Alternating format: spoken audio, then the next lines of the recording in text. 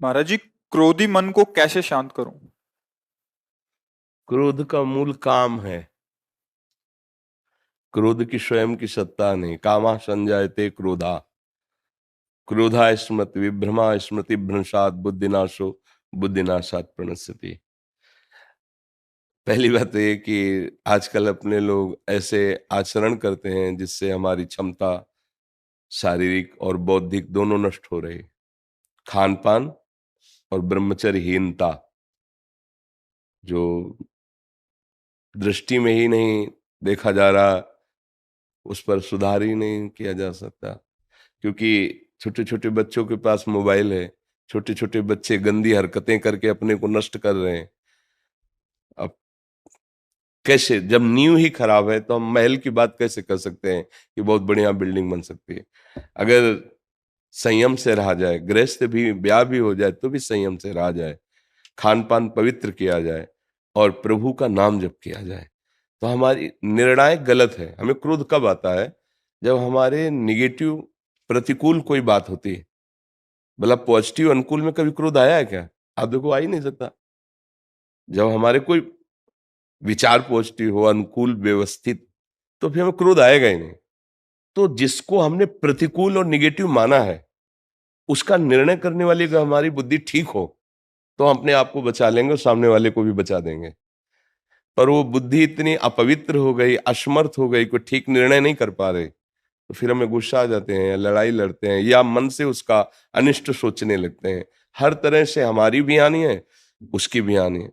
जिसने हमारे प्रति नकारात्मक चेष्टाएं की तो उसकी हानि होगी कि नहीं ये तो पता नहीं, पर अपनी हानि तुरंत होनी शुरू हो जाती है जब हम क्रोध करते हैं। हृदय जलने लगता है, विचार गंदे होने लगते हैं, भावना हमारी हमको जलाने लगती है। इसलिए ना तो उसके लिए ठीक है और ना अपने लिए ठीक है।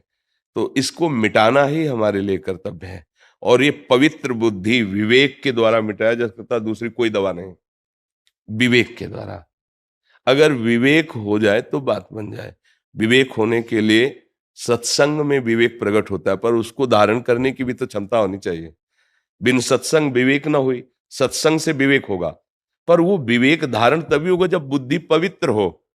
बुद्धि पवित्र तभी होगी जब आहार पवित्र हो, संग पवित्र हो, आचरण पवित्र हो, विचार तभी हमारे पवित्र होंगे ना। अब हम कैसे बताएं? गंदे भोजन करना, मनमानी आचरण करना, गंदे दृश्य देखना, गंदा व्यवहार करना, गंदा विचार रखना, अब कैसे सुधारो, कैसे सुधारो? क्योंकि नींव गड़बड़ हो रही। अपने जितनी भी नई पीढ़ी है वो गंदे नशों में जा रही है, गंदे आचरणों में जा रही है, गंदे व्यवहारों में जा रही है। वो ब्रह्मचर्य को कुछ समझ ही नहीं रहे हैं, उसको एक खिलवाड़ समझ रहे हैं, मनोरंजन समझ रहे हैं। क्षमता अध्यात्म की तब आवे ना जब थोड़ा संयम होना। अब जैसे कोई आ कहता है हमें भगवान की अनुभूति कराओ तो माने, यार पूरा जीवन हो गया उन्हीं की अनुभूति के लिए तो चले हैं। ये जितने महात्मा हैं ऐसी अनुभूति हो जाती है कि ये करवाओ, ये कोई ये थोड़ी कि थोड़ा टेस्ट करवाओ तब हम चलेंगे। उसके लिए तुम्हारी जबान भी तो ठीक होनी चाहिए। जैसे किसी को वो पीत जो अंदर बनता है बढ़ जाए, पित्त, और उसको मिश्री खाओ तो कड़वी लगेगी, क्योंकि उसकी जबान खराब है। हमारी इंद्रियां मलिन हो चुकी हैं। जैसे राधा नाम सुधा रसम, कह रहे राधा नाम क्या है? बोले अमृत रस है, प्रेमामृत भरा हुआ, पर हमें अच्छा नहीं लग रहा, नहीं वो स्वाद आ रहा। जबान खराब है, हमारी रसेंद्री खराब हो चुकी है, हमारी वाकेंद्री दूषित हो चुकी है। राधा बोलते ही एक अलौकिकता है कि हृदय में एकदम रोमांच होने ज्यादा, तो फिर अश्रु गिरने लगे, विवस्ता, प्रेम विवस्ता आ जाएगी। जब भरत जी चित्रकूट जा रहे हैं और सिया राम कह के लंबी सांस लेते हैं, पूरा चित्रकूट प्रेममय हो जाता है। महाप्रभु चैतन्य देव, हे प्राणनाथ कृष्ण, जाओ वायुमंडल पूरा कृष्णमय हो जाता। नाम का देखो वो प्रभाव, और एक नाम का कि हमें बिल्कुल अच्छा नहीं लगता, हमारा हृदय द्रवित नहीं होता। तो नाम तो वही है, पर हमारा हृदय बहुत मलिन हो चुका है, इसको ठीक करना होगा। तो थोड़ा ब्रह्मचर्य पर ध्यान दो, आहार शुद्ध रखो, गंदे लोगों का संग न करो और नाम जप करो। तो आपकी बुद्धि में विवेक आने लगेगा, क्षमता आने लगेगी उसको काटने की। काट दिया तो बात बन जाएगी। अब नहीं काटा तो फिर उसको काट दोगे।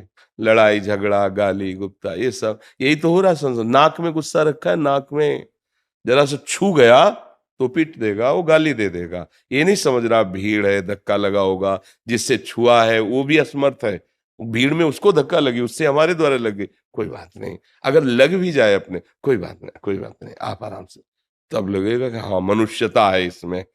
तो अपने को आगे बढ़ना है तो आहार ठीक करो, कोई ऐसे गंदे पदार्थ नशे वाले मत लो। अब जैसे शराब पी ले, फिर सोचे क्रोध ना आवे, शराब पी लेने पर अहम इतना बढ़ जाता है, अब अहंकार बढ़ चुका है, तो सारे दोस्त उसमें बैठे हुए हैं, अब आप जरा से छेड़ दोगे तो फिर लड़ाई झगड़ा शुरू। तो अब वो बुद्धि जिसने शराब पी है, क्या कभी वो ठीक निर्णय कर पाएगी ना पीने पर भी? क्योंकि मलिन तो हो गई ना। अब जो मांस खाई हुई हिंसक वृत्ति प्रकट करने वाला भोजन है, भले आपने हिंसा नहीं की, लेकिन उसकी हिंसा हुई है, उसमें आप सहयोगी हैं क्योंकि आप खा रहे हैं, तो आपकी बुद्धि क्या करेगी? हिंसक बनेगी, उसमें क्रूरता आएगी, निर्दयता आएगी। आप गंदे आचरण कर रहे हैं, व्यभिचार आदि दोष, आपकी बुद्धि एकदम घृणित मलिन हो जाएगी। अब उस बुद्धि में विवेक उत्पन्न हो, निर्णय करने लायक बने, तो बड़ा असंभव सा दिखाई देता है आज के वायुमंडल में, वातावरण में। पर आप अहोभाग्य है, धन्य भाग है आपका कि आप इस अवस्था में भी अपनी बुद्धि को क्रोध रहित करना चाहते हैं। तो नाम जप करो, अच्छा आहार करो, और जब कभी कोई क्रोध दिलाने वाली बात आवे तो निश्चित समझो आपके किसी पाप का नाश करने के लिए वो भगवान लीला रचे, चुपचाप बचा के निकल जाओ, अपने को भी और सामने वाले को भी।